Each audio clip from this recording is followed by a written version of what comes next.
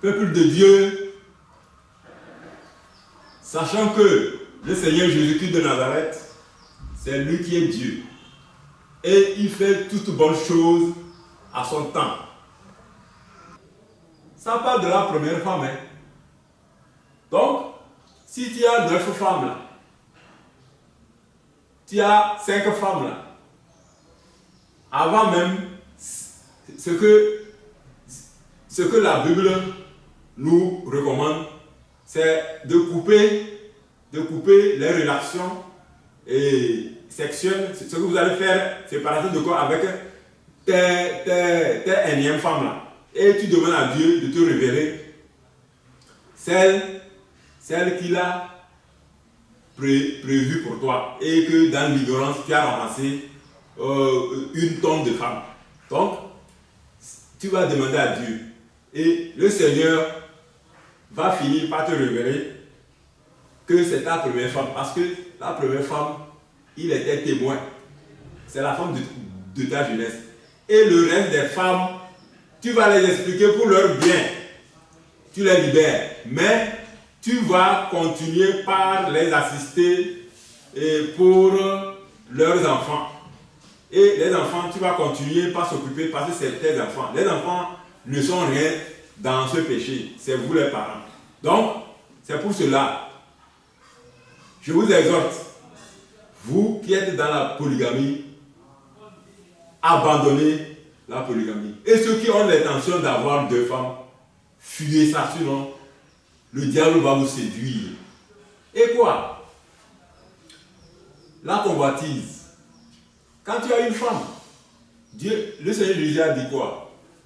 Que quand tu regardes, avant on dit, quand tu commets l'adultère, c'est quand tu couches avec la femme de l'autre.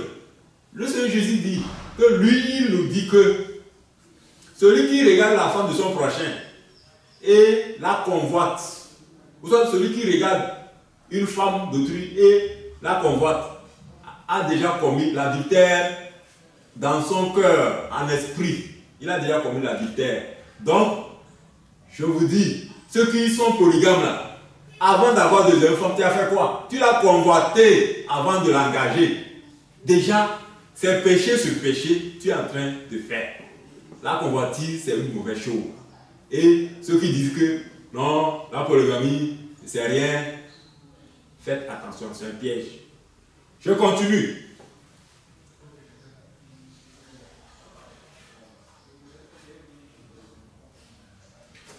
Donc, je continue, je ferme la parenthèse. Donc, un jour, avec cette copine qui avait un mari de nuit, c'est-à-dire un démon, qui venait coucher avec elle, étant consciente, je lui ai fait message. À l'époque, le Seigneur ne m'avait pas encore interdit le portable Android et WhatsApp et Facebook. À l'époque, j'utilisais. Donc, je l'ai fait signe par WhatsApp que je viendrai chez elle à 1h du matin. Et elle sait que moi, je ne vais pas chez elle à 16h là comme ça. Elle pensait que c'était la blague. Et elle disait, oh, que de venir. Et elle pensait que c'était la blague. Alors que moi, j'avais un programme. Le jour-là, j'avais la ronde. Je devais passer la ronde dans tous les postes de mon service. Et je devais finir cette ronde à 1h.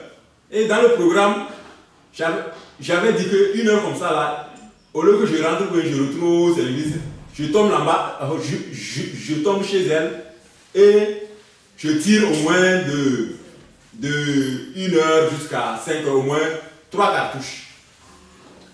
Donc, j'arrivais chez elle 1h10 comme ça. Je l'appelle au téléphone, je lui dis, viens m'ouvrir la porte, je suis là. Tout ce que je vous raconte là, c'est pas la blague, c'est du sérieux. Et c'est le Seigneur Jésus qui m'a délivré. Je suis arrivé, je l'appelle, je dis, viens m'ouvrir. Elle a eu peur. Elle dit, donc tu es venu? J'ai dit, oui, non, je t'avais dit non. Et elle a pris un panier, elle a noué, elle est venue m'ouvrir la porte. Je suis rentré, je suis allé garer ma moto. Et je suis rentré. Comme d'habitude, quand je vais, avant de se saluer, une cartouche sort avant de commencer par se saluer. La cartouche est prête. Ah, je ne comprends que non. Attends, je dis, qu'est-ce qui se passe? Et elle avait une peur étrange. Je ne comprenais rien. Que d'attendre, je dis, oh, toi, tu me vois, tu penses que je suis venu, c'est pour me coucher, c'est pour dormir. Donc, je leur disais, tu penses que je suis venu, c'est pour me coucher? Pour toi non plus, c'est pas quand j'ai dit je viens, tu as dit oui là. Que oui, mais attends. Je dis, qu'est-ce qui se passe? Et je vous dis que moi j'étais chaud. Et moi aussi j'ai fait semblant. Et j'étais assis. Et j'attendais. Ah, ça fait un peu. Elle me raconte des choses banales. J'ai dit non, laisse ça là, c'est pas pour ça que je suis venu là. Je vais encore me dire, non, attends. Qu'est-ce qui se passe? Comme elle sait que moi, je n'ai pas honte. Et j'ai insisté, j'ai dit, c'est là-bas, elle m'a dit que s'il te plaît, pardon, que vraiment, elle ne savait pas que je vais passer, qu'elle pensait que c'est la blague que j'ai faite, que je ne suis jamais venu chez elle 1h du matin, que son mari de nuit est là.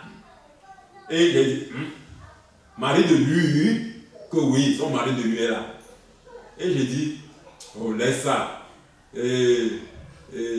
S'il est garçon là, il ne peut pas se cacher dans l'obscurité, il dit il a une femme. Il n'a qu'à apparaître, on va s'affronter. Moi je suis commando. Il n'a qu'à sortir. Il est caché dans... Laisse ça. Et laisse-moi faire mon travail. Comment? Il dit, comment? J'ai insisté et maintenant elle me dit que, chérie, sans te mentir, si tu tires ton cartouche là, il va te tuer, net ici, qu'il est là.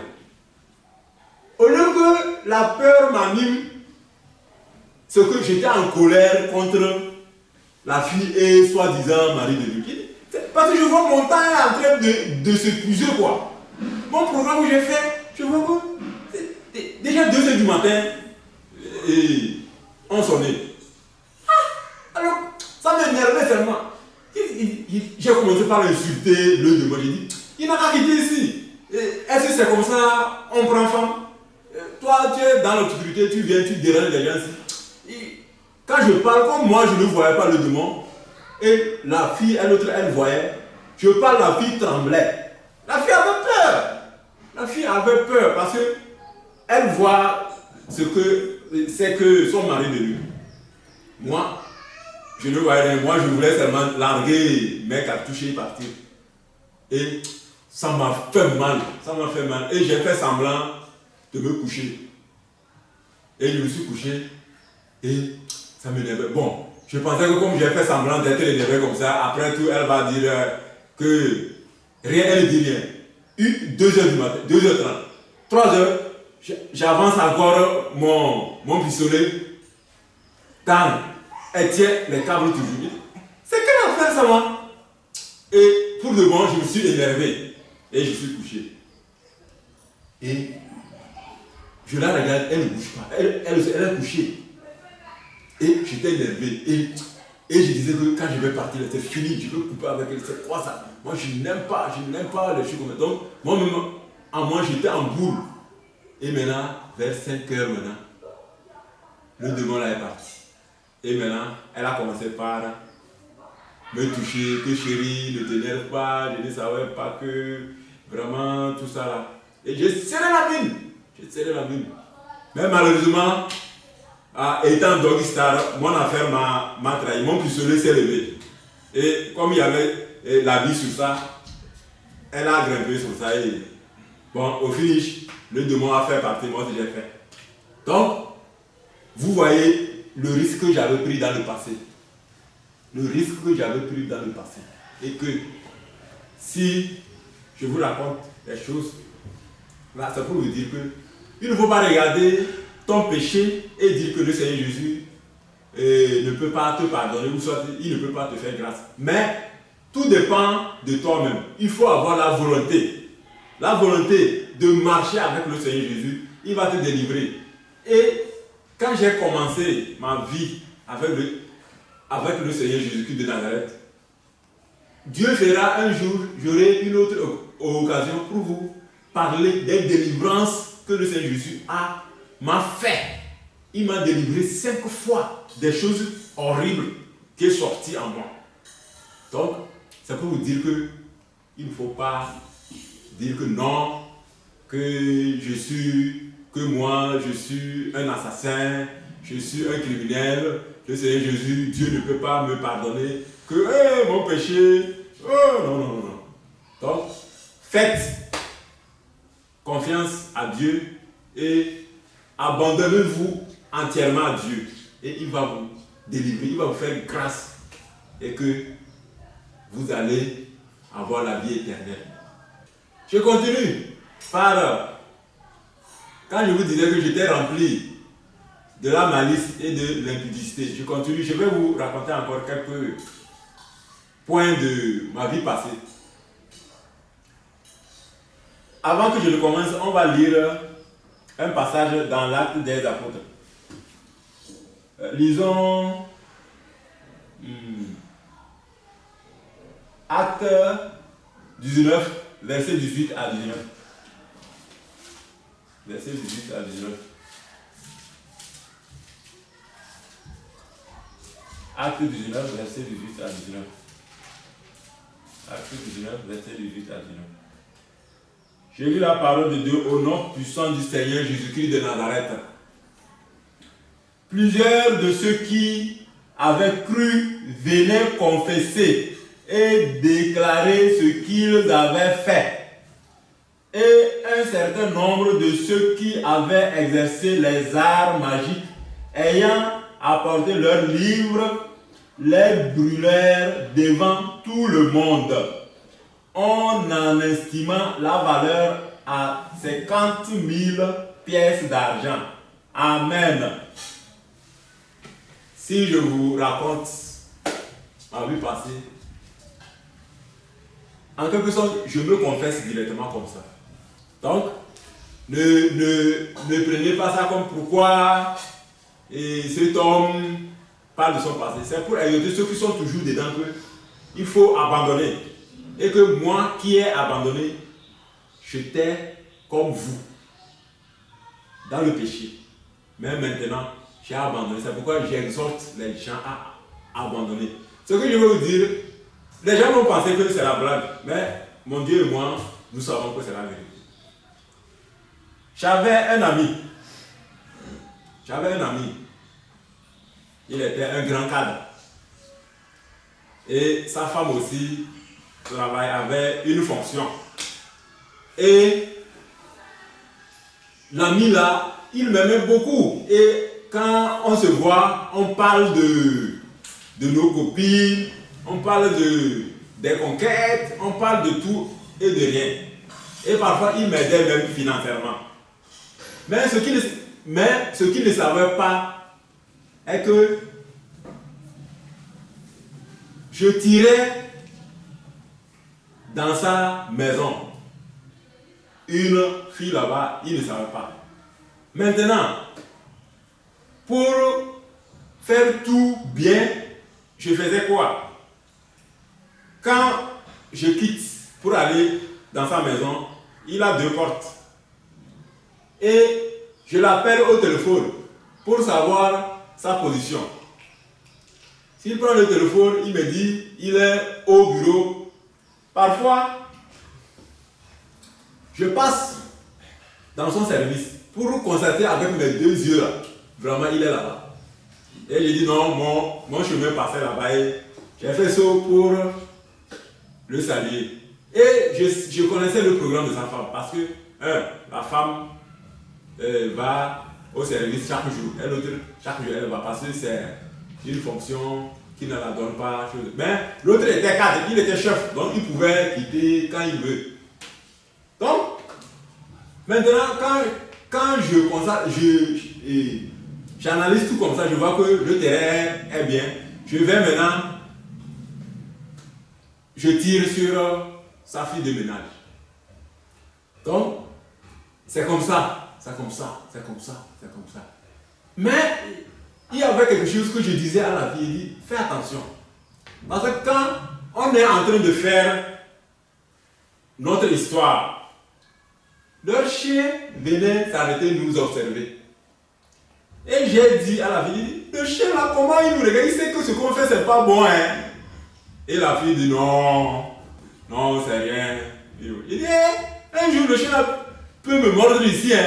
Et s'il me mordait, quel motif je vais donner? Parce que ses parents ne savent pas que je suis venu ici. Que non, ça ne va jamais arriver. Je dis, ok. Mais, parfois, je suis prudent, je dis, il faut enfermer le chien. Sinon, là, parce qu'il sait que ce qu'on fait, c'est pas bon. Maintenant, un jour, on dit 10 jours pour le voleur et un jour pour le propriétaire. Un jour, j'ai pris aussi mes précautions. Je suis arrivé. Maintenant, tu sais que comme j'étais commando, donc quand je ne cherche pas une bonne position, c'est qu'un bon emplacement. Partout où il y a faille feu. Le jour là, c'était comme ça aussi. On était dans la scène. En un moment, j'attends. Je regarde, c'est le chien qui m'a mordu au talon. Il y avait les dents étaient rentrées, le sang est sorti. C'était tellement rapide que la fille n'a pas vu. Et je me suis arrêté et j'ai dit à la fille que ton chien m'a mordu. Que non, j'ai dit, il m'a mordu.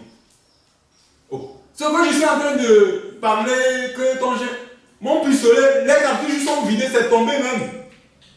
Maintenant, les étoiles ont commencé par tourner dans ma tête. Quel motif je vais donner?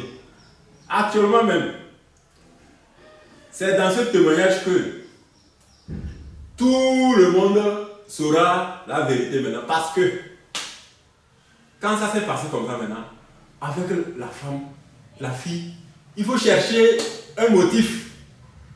Un motif. Parce que il faut que je me vaccine. Parce qu'il y a la rage qui peut me prendre. Et je pouvais mourir comme ça, gratuitement et bêtement. C'est dans ce cadre que j'ai dit à la fille que, bon, comme je suis bien avec tes patrons, je vais lui dire que non, que je passais, j'ai fait saut, et le chien m'a demandé on a donné des consignes, que s'ils ne sont pas là, d'enfermer le chien. Que c'est parce qu'elle a peur d'être seule, elle ouvre le chien. J'ai dit, ok, étant rempli de la malice aussi, à l'époque, j'ai dit la fille, laisse, je vais m'en charger, ne dis rien. Maintenant, je suis sorti. Bien, je suis assis maintenant, j'ai formulé le mensonge que je vais faire consommer tout le monde. Parce que je ne peux pas aller dire à mon chef au service que, chef, c'est comme ça, hein. Je suis parti là-bas pour tirer un pistolet que le chien m'a mordu lors de l'acte. Hein. Donc, j'étais... Et c'est quel mensonge j'ai formulé? J'ai dit quoi? Au fait, j'allais auprès de l'autorité et maintenant, j'ai fait crochet pour tirer avant de continuer. Donc, c'est là-bas que j'ai eu malheur. Maintenant, je dois continuer. Arrivé maintenant, qu'est-ce que je vais dire à l'autorité? Donc, j'ai formulé un mensonge pour tout le monde. Ma femme, mes amis, tous, mes voisins, tout le monde. Donc, j'ai dit quoi? J'ai dit que j'allais sur ma moto, mon portable a sonné. Et j'ai enlevé le portable, je me suis arrêté, je prenais le coup de fil. Quand il y avait des enfants du milieu qui chassaient un chien enragé, et le chien enragé arrivé à mon niveau, il m'a mordu les talons et il a continué. Donc, je ne connais pas le propriétaire. Même j'ai suivi les enfants pour pouvoir voir le propriétaire. Donc le chien est parti. Donc du coup, je suis obligé de faire le vaccin. Donc c'est ce que j'ai formulé. Je suis allé directement chez l'autorité. L'autorité là me dit, actuellement si l'autorité là sur cette idée, il va savoir que donc on m'avait menti. Et je profite de l'occasion pour demander à tous ceux que j'avais menti à l'époque de me pardonner. Sincèrement parce que j'étais dans le monde et que je demande pardon sincèrement. Tout ce que j'ai menti parce que le mensonge, on a dit, le père de mensonge c'est le diable. Donc je demande pardon à tous ceux qui j'avais menti.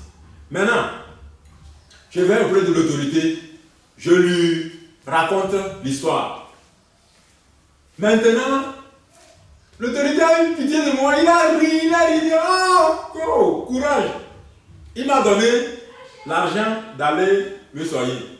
Et après, je suis retourné, il m'a donné encore, je pense, 40 000 pour aller passer le vaccin. À l'époque, c'était à 54 000. Et je suis parti commencer les soins.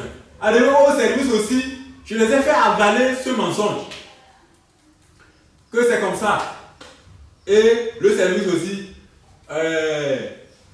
comme à l'époque on avait l'assurance et ils m'ont donné le feu vert d'aller faire le vaccin. Maintenant, quand je suis retourné à la maison, j'ai fait avaler ce mensonge aussi à ma femme. Que c'est comme ça que, bon, comme j'ai fini, je viens de raconter. Et ma femme aussi a avalé ce mensonge.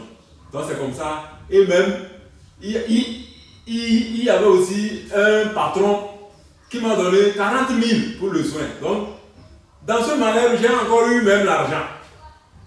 Donc, c'est pour vous dire que, moi que vous voyez ici, là, j'étais pourri.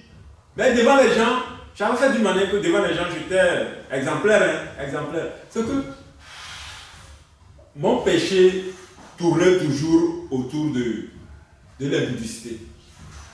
Et maintenant, je continue pour vous raconter aussi une petite histoire. Quand je dis je suis rempli de la malice. Un jour, j'étais de service avec un ami, un frère. On gardait une dame. Et que le soir, comme ça, vers 21h, un gros serpent est sorti dans les arbres pour traverser la route. Et maintenant, quand j'ai vu le serpent, j'ai dit à mon collègue, on a qu'à aller tuer ce serpent. Maintenant, quand on a tué le serpent, maintenant, pour se donner le poids, et on a pris le serpent là, amené devant le garage de notre patron, déposer le serpent là-bas. Et on a filmé ça. Et maintenant, quand on est allé dire notre patron que c'est comme ça, il y a un gros serpent qui voulait rentrer dans ta maison et on l'a tué. Et elle nous a qualifié. La police disait oui, elle sait qu'elle a beaucoup d'ennemis, que c'est les sorciers qui ont envoyé ce serpent pour la faire du mal. Alors que mon collègue et moi, on savait que c'est nous qui avons. On a tué ça un peu éloigné de sa maison, mais on voulait chercher les points. Et maintenant, la femme, dans sa peur, a fait amener un charlatan dans la semaine. Et maintenant, nous deux maintenant, on a décidé, à l'époque, j'étais dans le monde. Donc je mangeais toute chair, sauf la chair de l'homme. Tout ce que ne tuait pas là, je mangeais. La viande du serpent, je consommais. Mais comme ce serpent là, c'est la nuit on a tué ce serpent, 21h. Je me suis dit que ça là c'est pas un démon. Et qu'on a tué comme ça, et que si on mange, on va mourir. Mais je n'ai rien dit à mon collègue. Donc on a cherché une troisième personne. Le lendemain, on a confié, on a pris le serpent, on l'a donné à la troisième personne. Maintenant, quand On a donné là à 3 autres personnes, on a cotisé l'argent, lui donner, de nous faire ça et on va venir partager à 3. Quand maintenant, vers midi comme ça, il nous a appelé que c'est prêt. Nous sommes allés maintenant, on a partagé ça en 3 parties. Et les 2, on ne peut pas manger pour eux là-bas. Même moi, j'ai ramassé pour moi dans le plastique. J'ai dit, je vais aller à la maison et je vais mieux manger. Que, ok. Mais, c'était la malice. Comme c'est la nuit, on a tué le serpent là. Je disais, je vais observer mes 2 amis là. S'ils ne sont pas morts pendant 5 jours, là, je vais manger ma viande. S'ils sont morts, je vais jeter. J'ai amené, j'ai cherché une casserole, j'ai mis ma part dedans et j'ai dit à la femme, si je ne suis pas là, de me chauffer. Et que j'attends, si mes amis ne sont pas morts après 5 jours, là je vais manger. Et ma femme me dit, est-ce que c'est obligé de manger? Tu as peur, mais tu veux manger. Je dis non. La veine du serpent, j'ai dépensé l'argent pour les condiments, donc je ne veux pas jeter. Mais j'attends, si mes collègues ne sont pas, mes amis ne sont pas morts, dans 5 jours, là, je vais manger. Donc, le lendemain, je suis allé. Et dans la causerie, la veine du serpent, c'était doux, il dit, oh, c'est propre. Premier jour, je les regarde, ils sont en bonne santé, en bonne forme. Deuxième jour, quand je regarde, tout va bien. Donc, bon, peut-être ça va aller. Troisième jour, oh, mais moi, je continue pas à chauffer ma viande à la maison. Quand j'arrive, je chauffe ça. Troisième jour, quatrième jour, cinquième jour, maintenant, quand j'ai su qu'ils ne sont pas morts maintenant, je suis venu, j'ai mangé ma viande. Donc, ça peut vous dire que cette vie de malice, c'est pas bon. C'est le diable. C'est le diable. Mais bien aimés, je vais vous parler concernant le Père des Nations, apôtre Doufflet Gabriel. Je ne peux pas me taire là-dessus. Parce que les bienfaits que cet homme a fait, moi qui suis à côté de lui, je ne peux pas me taire. Mais lui, il ne va jamais dire. Lui, il ne va jamais dire tout ce qu'il fait. Il fait ça dans le compte du Seigneur Jésus-Christ de Nazareth. Même moi qui suis à côté, je vais vous parler un peu de cet homme, ce qu'il est. Et maintenant, on le traite de tous les noms. Je vous dis, quand il a prêché, il a parlé et ce que Dieu a touché, ils sont venus s'installer au Togo. C'est lui qui s'en charge de tout, leur manger, leur santé, leur logement. Je vous dis, moi, je suis à côté de lui. Lui, je l'ai observé, je l'ai étudié. C'est un homme, quand il donne avec la main droite, il ne veut pas que la main gauche voie. Donc, moi, compte tenu de comment les gens le traitent, moi je ne peux pas me taire. Je veux vous parler, je veux vous en parler, les bienfaits que cet homme a fait. Donc, tous ceux qui sont venus, leur logement, leur manger, leur santé, et je ne peux pas vous raconter, même si je veux vous raconter, mais je ne peux pas tout me rappeler. Et la scolarité des enfants, de ceux qui sont venus s'installer, c'est le Père des Nations qui s'en charge. Et ce n'est pas affaire de 100 000, 300 000, c'est affaire d'1 million. Il dépense par mois pour s'occuper de ceux qui sont venus installer, pour écouter pour marcher dans la vie de la sainteté. Et dans le cadre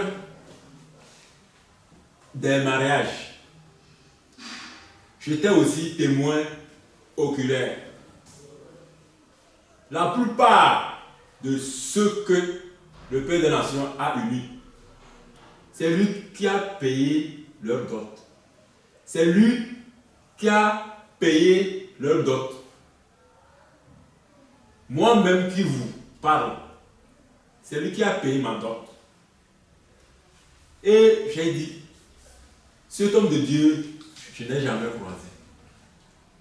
Et bizarrement, quand on a commencé par le diffamer, par dire de prendre quoi sur lui, j'ai gardé mon calme. J'ai dit, oh, peut-être, bon, il y a quelque chose de caché que je n'ai pas encore vu. Je suis là, mais c'est ces actes qui parlent. C'est que il ne fait que faire du bien en avant. Et parlant de cet homme, un jour, dans l'un de mes songes, le Seigneur m'a montré encore une fois l'apôtre Duflé Gabriel comment il a transporté la charge, une grande charge pour le peuple de Dieu. C'est une chose un peu mystérieuse. Quand je l'ai vu, la charge là, c'est une charge invisible, mais tu vois qu'il transporte une grande charge. Et je me suis approché à lui, oh, il dit, Père des Nations. Il dit, frère Nathan, il dit, toute la charge là, c'est à cause du Seigneur Jésus-Christ de Nazareth. Tu as accepté de transporter tout ça là. Et c'est là où il me dit, ah, Nathan, toi-même tu es en train de voir. Toi-même tu es en train de voir. Quand je parle aux gens, ils pensent que c'est la blague. Tout ce que je dis, c'est le Seigneur Jésus-Christ qui m'a recommandé de dire à son peuple pour qu'il ne se perde pas. Tout ce qui sort de ma bouche, c'est le Seigneur Jésus-Christ de Nazareth qui m'envoie de leur parler, mais les gens ne veulent pas écouter. Au même moment qu'on parlait, il me parlait comme ça, il était préoccupé de mon cas. Il me disait que, bon, frère Nathan, il faut appeler telle personne, il va t'envoyer l'argent pour tes besoins. J'ai dit non, Père de Nation, ce n'est pas ça qui me préoccupe actuellement, non. Et la charge que j'ai vue sur toi, c'est trop. C'est pourquoi je suis venu pour voir quoi, pour t'encourager, pour te dire, vraiment, aujourd'hui, le Seigneur m'a montré la charge que tu as. Donc, c'est pour vous dire que ceux qui sont encore dans le doute, allez-y, priez Dieu, demandez à Dieu, qui est apôtre Duflé Gabriel. Demandez, Dieu va vous parler. Parce que dans Jérémie 33, verset 3, Dieu a dit quoi? Invoquez-moi, je vous répondrai. Et que je vous montrerai les choses cachées. Demandez à Dieu, il va vous révéler ce qui c'est que le Père des Nations. Peuple de Dieu, je vais vous parler de ma nouvelle vie avec le Seigneur Jésus-Christ de Nazareth. Quand tu reçois le Seigneur Jésus, il faut écouter sa parole. Il faut mettre en pratique sa parole. Parce que c'est ça qui compte. Ce n'est pas recevoir Jésus et retourner dans ta boue. Non. Je vais vous parler un peu de ma nouvelle vie de sainteté. De ma nouvelle vie avec le Seigneur Jésus-Christ de Nazareth. Quand j'ai commencé la vie de sainteté, quand j'ai décidé de marcher totalement avec le Seigneur Jésus, avant de commencer, je voudrais qu'on lise un passage dans Hébreux 13, verset 4. Hébreux 13, verset 4. Je lis la parole de Dieu au nom puissant du Seigneur Jésus-Christ de Nazareth. Que le mariage soit honoré de tous et le lit conjugal exempt de souillure, car Dieu jugera les impudiques et les adultères. Amen. Quand j'ai commencé la vie de cet été, c'est où j'ai commencé. J'ai commencé par mettre l'ordre dans ma vie conjugale. Étant un ancien et tiré d'élite dans le système Doggy Wood, je me permettais à toutes les positions possibles. Quand on dit le lit conjugal, doit être exempt de souillure là. Tous vos mouvements, même avec vos femmes mariées, quand vous faites une position anormale, vous souillez votre lit conjugal. Donc je vous exhorte, vous qui vous dites chrétien et vous continuez par adopter des positions telles que position animale, position X, Y. Si vous continuez, vous allez périr. Abandonnez ça et donnez-vous à Dieu et obéissez. Donc, j'ai appelé ma femme, je lui ai dit, et j'ai commencé par quoi? Je lui ai confessé certains péchés, surtout de l'impudicité. Ma femme était vraiment étonnée, elle était vraiment surprise. Et quand j'ai avancé, elle m'a dit que ça va. Même qu'elle préfère de ne rien connaître sur moi, que ce que j'ai dit déjà, c'est bon. C'est bon. Et j'ai dit, ok. Maintenant, je l'ai dit, on s'est marié dans le monde.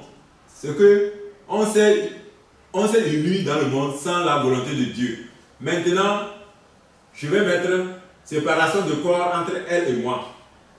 Et ma femme, n'étant pas encore dans la sainteté, en ce moment, a commencé par murmurer. Elle dit non, que j'ai l'intention d'avoir une autre femme et je cherche des arguments pour la faire sortir au dehors. J'ai dit non. Si je n'avais pas changé, je ne peux pas venir me confesser de tout ce que j'ai fait en cachette devant toi. Donc, j'ai décidé de marcher totalement avec le Seigneur Jésus-Christ de Nazareth et que je vais observer ses recommandations. Donc,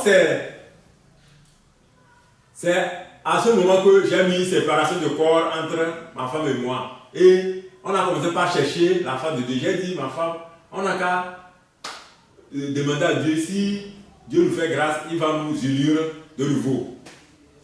Et le Seigneur nous a fait grâce. Et 4 mois environ de séparation, le Seigneur nous a fait grâce et il nous a unis. Et maintenant, je tire aussi votre attention. Vous les couples qui vivez sans la dot, et vous dites que vous êtes mariés, si vous mourrez, vous allez aller en enfer. Vous allez vivre en enfer. Parce que vous vivez dans l'impudicité. L'autre fait adultère, l'autre se fait adultère parce que vous n'êtes pas mariés légalement. Parce qu'il n'y a pas la dot, ni le mariage. Ceux qui vivent dedans, ils n'ont qu'à mettre l'ordre dans leur foyer. Tous ceux qui vont suivre cette vidéo et ils sont dans ce mouvement, ils sont dans ce cas. Ils vivent en couple sans la volonté de Dieu, sans le mariage, sans la dot.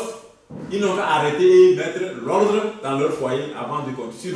Sinon, s'ils mouraient dans cette vie, ils vont payer.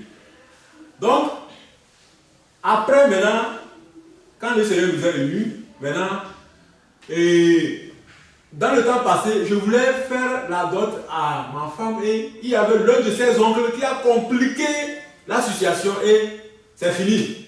Je n'ai plus fait ça. Donc maintenant, je me suis retrouvé maintenant devant cette situation. Comment il faut faire? il faut faire la dot d'abord et faire le mariage avant de reprendre la vie conjugale. C'est dans ça, je suis resté avec ma femme, on se couche sur le même lit, mais séparation de corps, et c'est dans ça que j'ai fait 17 mois, pile, sans toucher ma femme. Donc, il faut, quand tu marches avec le Seigneur Jésus, il faut aussi être en mesure de faire des sacrifices, ce que de faire violence pour observer certaines recommandations. Parce que le Seigneur Jésus, le prix qu'il a payé pour le pardon de nos péchés, personne ne peut payer ce prix. Donc, du moins ce qu'on peut faire, nous aussi, on doit faire un effort pour les petites choses qui nous bloquent pour traverser ça. Donc, moi à l'époque, je ne pouvais pas faire même une semaine c'est trop. Une semaine c'est trop. Étant à l'époque un tirailleur. Donc, et le Seigneur m'a fait grâce.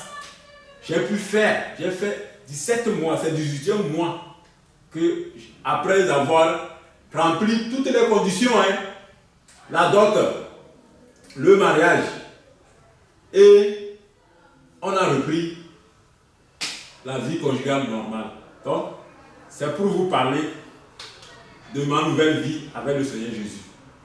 Donc, maintenant, à cause de ça, à cause de cela, séparation de corps et tout ce que j'ai amené à la maison, parce que le Seigneur m'a révélé beaucoup de choses qu'il faut s'en débarrasser à la maison. Donc, du coup, pardon, ma femme me trouvait comme un homme bizarre. Et l'origine, c'est quoi? Elle se disait que c'est le Père de Nation qui a fait cet enseignement et maintenant que son mari maintenant est en train d'appliquer. Donc du coup, elle a commencé par détester le Père des Nations. Il a commencé par détester l'apôtre Duflé Gabriel. Et quand elle faisait tout ça là, je ne faisais que prier. Je l'ai confié à Dieu. Et le Seigneur Jésus l'a révélé beaucoup de choses. Quand elle-même, quand je la parlais de certaines choses, par exemple, elle était patronne coiffeuse, je lui ai dit d'abandonner son atelier, d'abandonner son métier, et d'abandonner à faire de tresse, que c'est un péché. C'est un péché. Elle disait que non, qu'on a trop dépensé pour ce métier qu'elle peut abandonner. Mais le jour que le Seigneur lui a révélé, si Dieu le veut, un jour elle va témoigner. Vous allez écouter. Le jour que le Seigneur Jésus a révélé ma femme toutes ces choses, elle-même, elle a abandonné sa coiffure, elle a abandonné tout, et maintenant, elle qui détestait le Père des Nations, c'est elle maintenant qui défend le Père des Nations bec et ongle. Elle défend, si quelqu'un parle mal du Père des Nations auprès de ma femme va la repousser rapidement.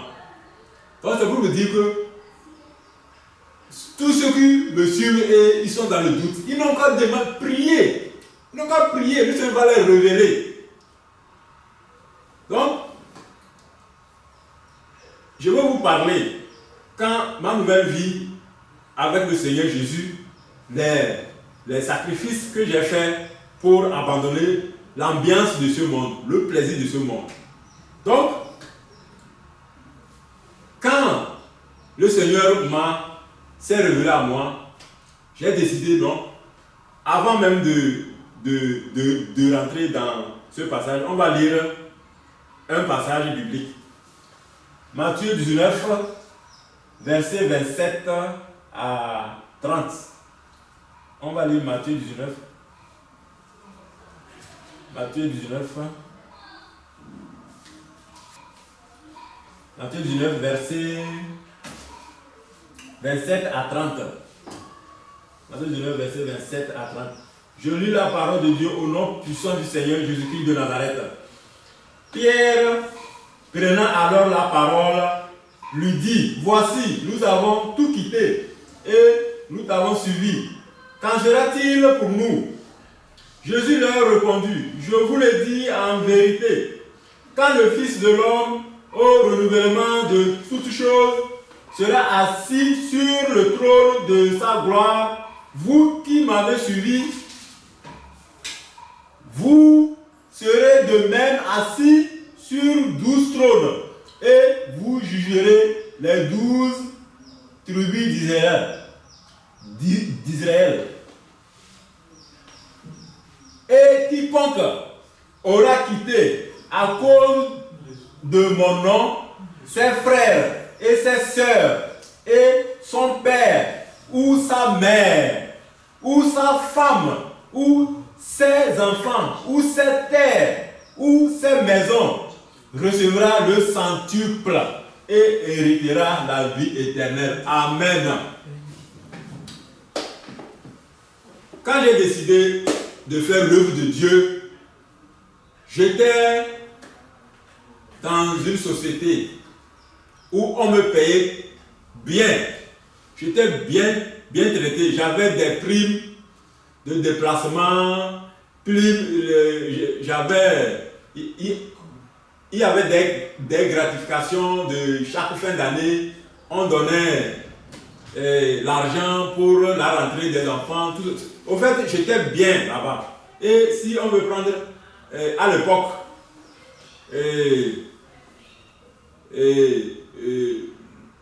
mon salaire plus le déplacement, j'étais dans 100 et quelques mille. Mais j'ai décidé d'abandonner ce travail pour l'œuvre de Dieu. J'ai décidé d'abandonner pour me consacrer à l'œuvre de Dieu. Et c'est dans cette optique que j'avais fait une lettre de démission. Et le motif, je n'ai pas cherché mille choses. J'ai dit, c'est pour servir Dieu éternel des armées, Dieu tout-puissant. C'est pour ça que je démissionne. Quand mes chefs ont pris ça, ils m'ont regardé. Oh, que bon là. Que ton motif là, c'est trop fort. On ne peut même pas négocier avec toi. C'est qui peut s'opposer. Dieu, c'est lui qui nous a créé. Si tu as décidé de travailler avec Dieu, pour Dieu, vraiment personne ne peut négocier avec toi. Si c'était autre chose, on pouvait peut-être t'augmenter le salaire encore pour pouvoir te retenir. Mais ça, on ne peut rien. Et l'un de mes chefs disait que pas de souci, n'importe quel moment que je veux reprendre le service avec eux, de venir. Et ils vont me recevoir, que j'ai été une bonne personne, que je suis bon. Et que Dieu m'accompagne dans mon œuvre. Et je suis parti. Donc, quand je quittais le service, j'ai dit à la femme m'a dit, hey, rappelle-toi, hein, tu as une femme et des enfants, hein, qu'ils vont manger quoi, que je suis tout pour eux. Et je les ai dit de ne pas s'inquiéter. Dieu pourvoira, de ne pas s'inquiéter. Si Dieu a nourri les oiseaux du ciel, qui n'ont même pas de grenier, qui n'ont même pas de champ, et nous, ses serviteurs, ses enfants, ils vont nous nourrir, de ne pas s'inquiéter. Donc, avant de continuer, on va lire encore un passage. Marc 9, verset 43 à 49. Marc 9, verset 43 à 49. Je lis la parole de Dieu au nom puissant du Seigneur Jésus-Christ de Nazareth. Marc 9, verset 43 à 49. Si ta main est pour toi une occasion de chute, coupe-la. Mieux vaut pour toi entrer manchot dans la vie que d'avoir les deux mains et d'aller dans la guerre, dans le feu qui ne s'éteint point. Si ton pied est pour toi une occasion de chute, coupe-le. Mieux vaut pour toi d'entrer boiteux, mieux vaut pour toi entrer boiteux dans la vie que d'avoir les deux pieds et d'être jeté dans la géhenne, dans le feu qui ne s'éteint point. Et si ton œil est pour toi une occasion de chute, arrache-le. Mieux vaut pour toi entrer dans le royaume de Dieu n'ayant qu'un œil que d'avoir deux yeux et d'être jeté dans la géhenne, où leur verre ne meurt point et où le feu ne s'éteint point. Car tout homme sera salé de feu. Amen. Marcher avec le Seigneur Jésus, ce n'est pas simple comme les gens le prétendent. Tu ne peux pas toujours aimer ce monde et tu vas dire tu vas marcher avec le Seigneur Jésus. Non. Donc, c'est pour cela que j'ai décidé vraiment de marcher dans la droiture. Je continue. J'avais un projet d'aller en Europe. Ça, ma famille savait. Et que nous qui avons eu problème, j'avais eu un problème dans l'histoire de l'atteinte à la sûreté de l'État de 2009, qu'on m'avait impliqué dedans et que tout ce qui s'en est suivi, j'avais déjà rapporté. Donc, après cela, nous qu'on a libérés, c'était les anciens militaires, beaucoup sont anciens militaires, et on avait programmé de quitter le pays. Et les autres sont déjà partis. Au moins, il y a 6 personnes qui sont déjà en Europe. Donc, le programme, c'était que moi aussi, je vais partir. J'ai fait le programme. Ma femme avait une nouvelle moto que j'ai vendue pour renouveler mes passeports et payer le visa, tout ça. Donc, j'avais tout programmé et que je devais aller m'installer auprès de mes collègues qui sont déjà en Europe. Et j'avais même au choix 3 pays. Donc je devais aller en Suisse, ou soit en Suède, ou soit en France. Donc j'avais 3 pays que tout était préparé que je vais partir.